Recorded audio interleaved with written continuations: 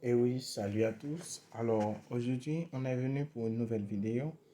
Et cette nouvelle vidéo va en quelque sorte faire la conclusion de la première chapitre de notre cours de hacker éthique. Faut dire que jusqu'ici, on a vu beaucoup de choses sur le hacking éthique, mais plutôt on a vu l'introduction sur le hacking éthique. Et dans le chapitre précédent, ou du moins dans le chapitre qui vient, dans le chapitre 2, on va voir beaucoup de choses. On va voir les compétences qu'il faut avoir pour entrer pleinement dans le hacking éthique. On va voir les certifications les plus recommandées pour entrer dans le hacking éthique. Et on va voir aussi quelques langages de programmation pour entrer dans le hacking éthique dans le chapitre 2. Mais aujourd'hui, on va mettre fin, ou du moins on va faire la conclusion de ce qu'on a vu précédemment dans les épisodes précédents. Alors, pour, pour faire un résumé, premièrement, on a vu les différents types de hackers. On a vu qu'il y a des hackers de chapeau blanc, qu'il y a des hackers chapeau noir, qu'il y a les activistes. Aussi, il y a les ethical hackers.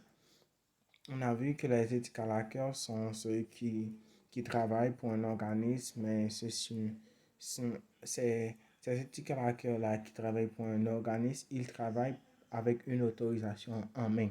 Avec cette autorisation en main, ils peuvent faire ce qu'ils veulent tant qu'ils ont l'autorisation nécessaire pour faire ce que l'organisme ou bien ce que le particulier lui a demandé. Après, on a vu le processus du hacking éthique. On a vu que le processus du hacking éthique se fait par 5 phases. Qu'il fait, ça commence par la reconnaissance, ça passe par le scan de vulnérabilité, ça passe par l'exploitation, ça passe par la post-exploitation et enfin ça termine par le rapport. Et on a dit que le rapport est très crucial dans un processus de ethical hacking parce que le rapport ou du moins la documentation, c'est ce qui va ajouter un plus avec ce que le hacker éthique a fait. Parce qu'un particulier ou du moins un chef d'entreprise ne va pas vraiment comprendre les informations techniques qu'il y a dans, dans un rapport. Mais si on, mais, mais si on a écrit le rapport déjà à ce que le CEO puisse l'entendre et aussi le personnel de l'informatique puisse l'entendre, alors ça va, alors ça va apporter un plus à la documentation. Après, on a vu les outils du hacking éthique. Dans les outils du hacking éthique, on a vu qu'il y a beaucoup d'outils que les ethical hackers souhaitent ou du moins utilisent dans le processus du hacking éthique. Et, et, et on a vu qu'il y a des préférences sur les outils utilisés et que la majorité préfère utiliser WebSuite pour faire euh, quand, quand, quand il fait le hacking éthique sur des applications web. On a vu que John Doe Hyper était utilisé pour craquer des mots de passe et KrakenJ était utilisé pour craquer un réseau Wi-Fi. Et on a tout vu ces outils-là. Alors, je vous recommande de retourner dans les vidéos précédentes dans notre playlist. Alors, vous allez voir ce qu'on a vu à propos de ces outils-là.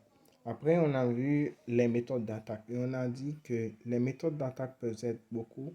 On a identifié comme par exemple attaque de force brute dans laquelle l'attaquant va utiliser un dictionnaire plein de mots de passe ou du moins plein de noms d'utilisateurs jusqu'à forcer l'entrée d'une connexion pour en trouver la bonne.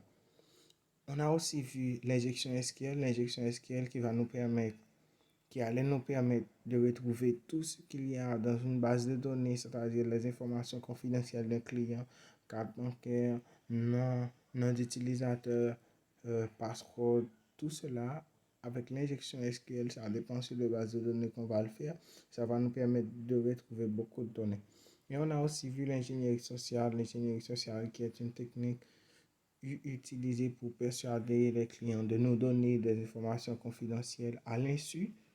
Et on a vu le phishing était l'un des catégories dans l'ingénierie sociale. Après, on a vu un thème très important qui est l'éthique et la responsabilité. On a dit que la responsabilité est maître dans tout ce qu'on va faire dans le processus du hacking éthique. Parce que vraiment, il faut commencer par avoir le consentement préalable du client. Le consentement préalable du client, c'est que le client nous permet, nous donne l'accès, nous donne l'autorisation de faire notre boulot.